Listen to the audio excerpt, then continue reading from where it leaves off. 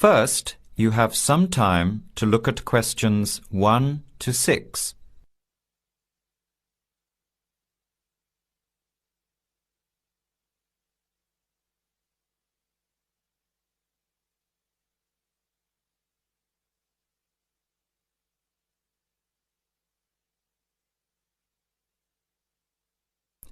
Answer the questions as you listen.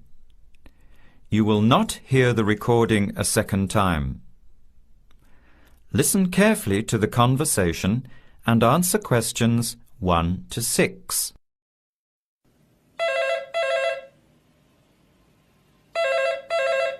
Hello. Hello. Can I speak to Eleanor, please? This is Eleanor speaking. Hi. My name is Jan. I'm calling about the car that was advertised on the notice board in the Student Union building. Is it still for sale? Yes, it is. Your ad says it's a 1985 Celica, in good condition. It's old, but it has been well looked after. My family has had the car for 10 years. I'm just the third owner and my mother had it before me, so we know its history. We've got all the receipts and records. It's had regular maintenance and the brakes were done last year. It runs really well but looks its age. Why are you selling it, by the way? Well, I'm going overseas next month to study. I'll be away for at least 2 years, so I have to sell it. Unfortunately, it's been a good car. You want $1,500, is that right? I was asking $2,000, but since I need to sell it quickly, I've reduced the price. Would you like to come and take it for a drive? I don't live far from the university. Yes, I'd like to have a look. What time would suit you? Any time this evening is fine. Well, I finish classes at 6 o'clock. How about straight after that? Say 6:30? Great, I'll give you directions. When you leave the main gate of the university, turn left on South Road and keep going until you get to the Grand Cinema. Take the first right, that's Princess Street. I'm at number 88 on the right. So it's 80 Princess Street? No, it's 88 Princess Street and the suburb is Parkwood. You'll see the car parked in front. It's the red one with the for sale sign on it. OK, thanks Eleanor. I'll see you later. Bye. Before you hear the rest of the conversation, you have some time to look at questions 7 to 10.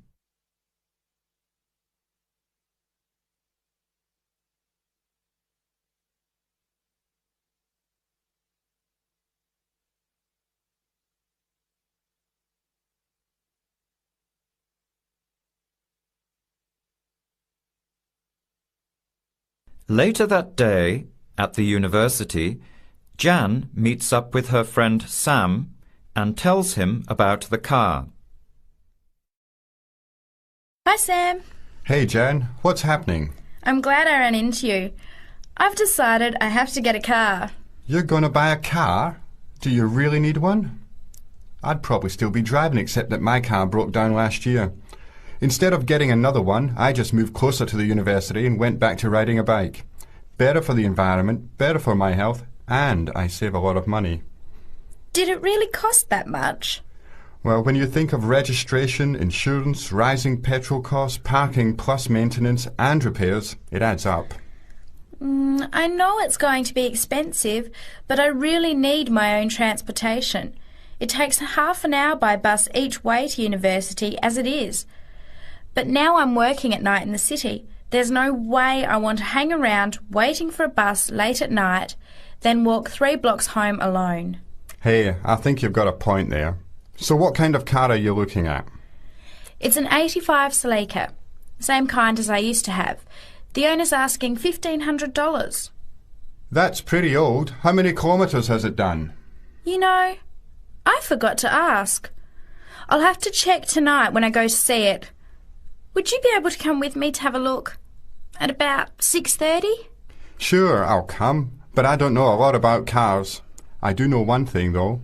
I wouldn't buy an old car without having a mechanic look at it first. That's a good idea. But won't it cost a lot? Not really.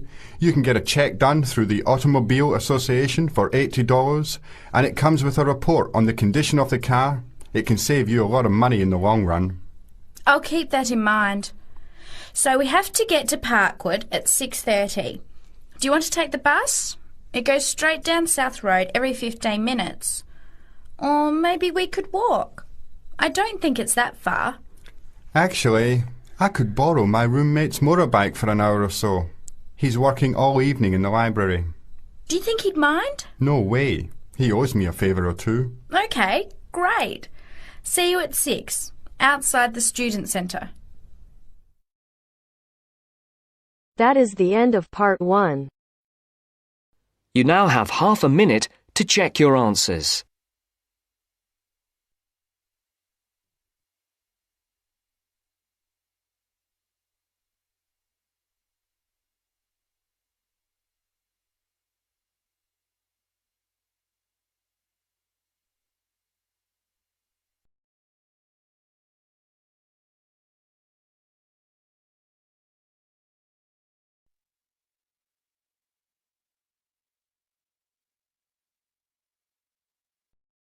Now turns to part 2.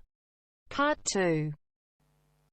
You will hear two flatmates, Tom and Richard, talking about their new flatmate who has just moved in the week before. First, you have some time to look at questions 11 to 16.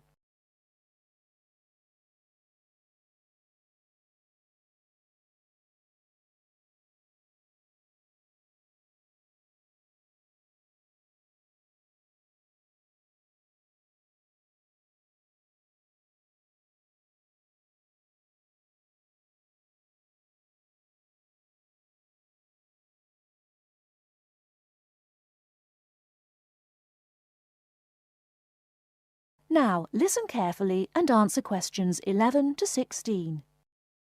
Hi, Richard. I'm glad I caught you here. Can I just talk to you about something? Our new flatmate, Anders, is not quite what I had hoped. I was wondering if you shared my concerns about some of his behaviour. Yes, Tom, I know what you mean, but we can't be entirely negative. He has good points. I mean, at least he's quiet. He doesn't play loud music all night or bother others or turn his TV up, disturbing everyone. Sure, he's quiet, but remember our last flatmate? He'd say hi to you and smile and treat everyone politely. In comparison, this new guy is very impolite. He just grunts in reply and sometimes ignores me altogether. I guess that's just his way. You know, just his character. I don't think he realises he's being impolite, and it shouldn't matter to us too much. We can just ignore him too and quietly live our own lives. But his friends are hard to ignore when they visit. I know what you mean, but how often does that happen? I rarely see them, maybe once or twice a month. If they came more often, it might be a problem, but as it is, such rare visits don't matter so much. Wouldn't you say so? Well, I'm not sure, since it's very obvious when they're here because of all the cigarette smoke in the house. It stinks up the place, and you know we don't allow smoking on the premises. Well, I've never seen them doing this. Maybe they do it outside. Perhaps we can talk to Anders about it. Always remember, though, in one respect, he's a good tenant, and it's the most important aspect. The previous flatmate would always pay the rent late. I know what you're going to say. This guy pays promptly. But there's more to being a good tenant than prompt payment. I mean, you need to turn off the TV, clean up your dishes, dress respectably, be polite, and so on. I guess what I'm saying is that basically you need to cooperate with the others, and this new guy fails significantly in this respect. Okay, I suppose you have a point there. Before you hear the rest of the talk, you have some time to look at questions 17 to 20.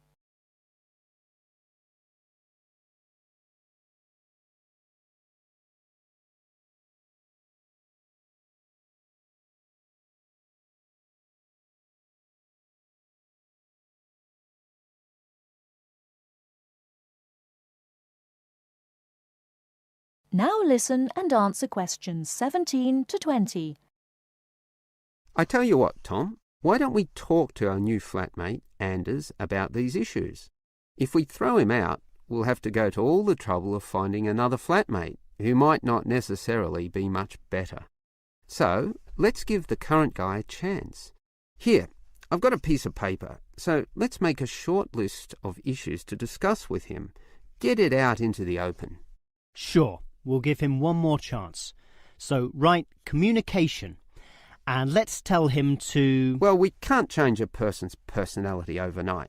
So why don't we have a weekly tenants meeting and we can just ask him to attend. That way we can get to know him better.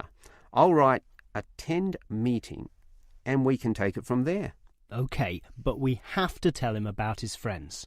They can't just do whatever they want. Write a heading friends and then write don't smoke anywhere, inside or outside. Well, instead of being so direct and possibly causing offence, I'll just write follow rules and verbally mention the rules. TV off by 10 p.m, no loud music or bad behaviour, including smoking. OK, do that, but I still think we need to specifically mention that last issue. You know how I can't stand the habit, so I'd like this to be another and separate point. Cigarettes, strictly forbidden. And it's important to include the strictly here. We can't pussyfoot around too much. Sometimes directness is necessary. OK, I'll write that. Forbidden. OK. And what about cleaning duties? Anders is a little too relaxed about that. Dishes are sometimes not washed, dirty teacups are left around the place, and so on. So, write, must do better. Yeah, again, Tom, he might take that personally and it could cause a scene. I'd rather be general. I'll write must be done and I'll tell him that that's for everyone, not just him. OK? OK, as long as he gets the message. That is the end of part 2. You now have half a minute to check your answers.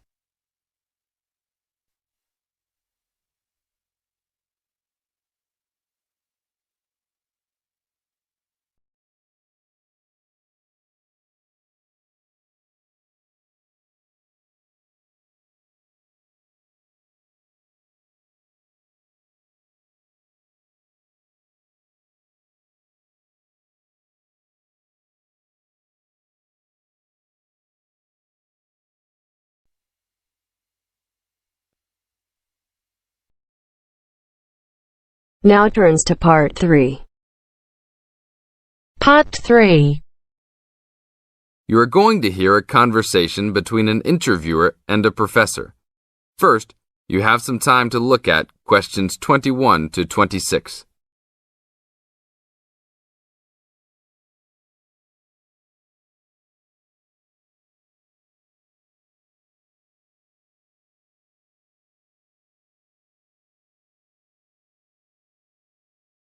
Now listen to the tape and answer questions 21 to 26. Today I'm here with Professor Nittick, who is our new university president. He has been a professor for 20 years and teaches many of the best classes on campus. I know many of you have had him as a teacher and know of his brilliance. Good morning, Professor Nittick. Thank you for stopping by the student station. Thank you for having me here. It is always great to get to meet many of the students who are involved with our school. I haven't been here since 2 years ago. Yes, I remember at that time you were still teaching every semester. 2 years later, you're only teaching every once in a while. But it seems like you are still always busy. The administration world is just as busy as the teaching world for you. How do you stay in touch with the university, even with the change in your everyday duties? I try to stay in touch with what is popular with the university students.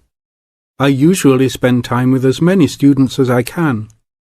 They usually give me insight into what the new concerns and beliefs are for the new generation. On top of that, I try to be as youthful as I can. I consider myself to be youthful, at least for my age. So I always have a good time and try to stay young. I try my best to not just be a teacher, but also participate in university life. Interesting. So are you still doing lots of academic work, or are you mostly concentrating on administrative affairs? Well, I mostly do administrative affairs now, but that doesn't mean that I still don't have a very deep interest in academic matters.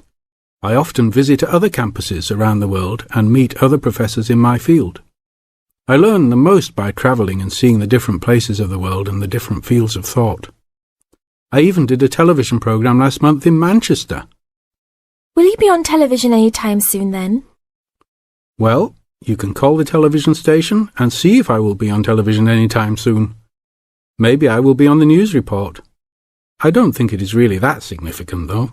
Oh, really? That sounds great. I will remember to look out for you. Let's move on. With all your busy travelling recently, how do you find time for your personal life? I try to keep my university life separate from my personal life. Sometimes it's hard to find time to just take my wife and 3 kids out for a family dinner, but usually we all manage to get together every few days. I'm taking a few weeks off next month to take my family down to South America, to Brazil for a few days. I can't wait to just sit on the beach. Wow, that sounds like a wonderful trip. Professor Nittick, could you tell the audience a little about what goes on in an average day of a university administrator? An average day? Oh, I don't think there is such thing as an average day for me. The last few weeks I've been travelling all the time. I can be in Los Angeles in the morning and in New York by the afternoon and back to Los Angeles by the evening. Sometimes I will spend the whole week at a new university, showing the new administrators the ins and outs of running a university. Sometimes I can spend the whole day in the office on the phone, so there really is no average day for me. I guess that is because I do so many different tasks. Sorry to let all the viewers down, but that is the plain truth. Now look at questions 27 to 30.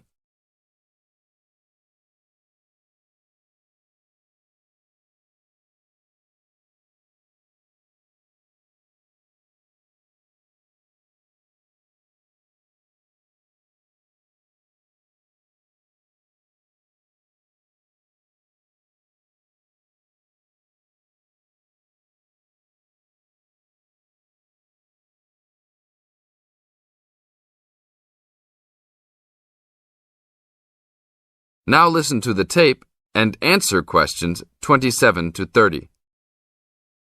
Well, I guess I can sum it up for them. You are a busy man. That is probably a good description. So, are there any immediate plans for the coming few weeks? Well, I'm in Los Angeles for the next 2 days, and then I fly to Colorado to meet a new prospective professor for our university. I will be in Colorado for about a week. Then I go to Japan for the next 10 days to meet with our university branch in Japan about record sales there. After that, I return to Los Angeles for a week, just in time for the graduation of the class of 2001. There you have it, my next month's schedule. Thank you very much, Professor Nittick. I always enjoy having you on our show. We hope to have you back on our show next time.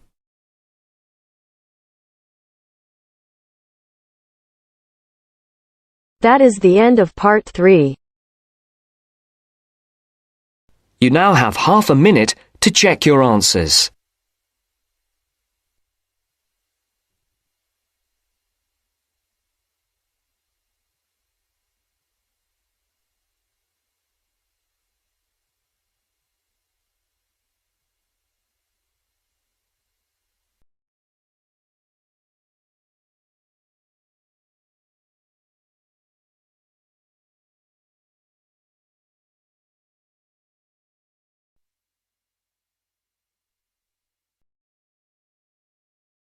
Now turns to part 4.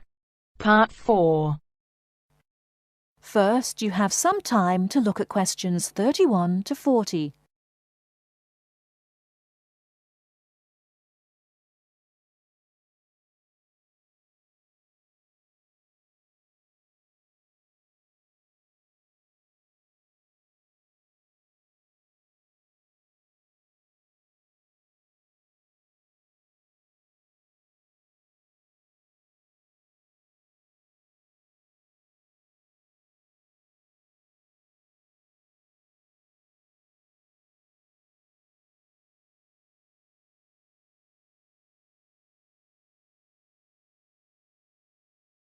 Now listen carefully and answer questions 31 to 40. Last week, we looked at some of the features of modern houses, and today we're going to turn the clock back and look at traditional house design. I've chosen to start with Samoa, which is part of a group of Polynesian islands in the South Pacific Sea, because the influence of culture and weather on house design is quite clear there. So let's have a look at, first of all, at the overall design of a traditional Samoan house. Now, these days, houses in Samoa have become more modern and are usually rectangular. But traditional designs were round, or sometimes they were oval in shape. Here's a picture. This traditional style is still used, often for guest houses or meeting houses, and most Samoan villages have at least one of these buildings. As you can see, there are no walls, so the air circulates freely around the house. Samoa is a place that experiences high temperatures, but the open design of the house also reflects the openness of Samoan society. If the occupants want shelter, there are several blinds made of coconut leaves that can be lowered during rainy or windy weather. Or indeed, the blinds can also be pulled down if people want some privacy. The foundations of the house, that's the part beneath the floor, are raised slightly. In the past, the height was linked to the importance of the occupants, which we'll talk about another time. However, the floor of the house was usually covered with river stones. Today, we have a range of methods for balancing the temperature inside a building, but the stones on the floor of a Samoan home are ideal for cooling the building on hot days. Now, let's have a close look at the roof. This, as you can see in the picture, is dome-shaped and traditionally thatched or covered with leaves from the sugarcane. That's an established crop in Samoa. This was a job for the women, and it involved twisting the leaves and then fastening them with a thin strip of coconut leaf before fixing them to the roof in several layers. Now, the shape of the roof is important. You can see that the sides are quite steep, and that's done so that the rain falls straight to the ground without moisture going through the leaves and causing leaks or dampness inside the house. Then you'll notice how high the top of the roof is. This is a way of allowing heat to rise on sunny days and go through the thatching, thereby cooling the house. So, how does the house stay upright? Well, there are a number of evenly spaced posts inside. They encircle the interior of the building and go up to the roof and support the beams there. They're also buried, usually about 1.5 meters in the ground to keep them firm. These posts are produced using local timber from the surrounding forests. They're cut by men from the family or village, and the number varies depending on the size and importance of the house. Now, these posts were a very significant part of Samoan culture and did much more than hold up the roof. When there were meetings, people sat with their back to certain posts, depending on their status in society. So there were posts for chiefs, according to their status, and posts for speakers, and so on. And ordinary people sat around the side on mats. The last area I want to look at today is the attachment of the beams and posts, what you call fixing the construction. Traditionally, no nails or screws were used anywhere in such a building. Instead, coconut fibres were braided into rope to fix the beams and posts together.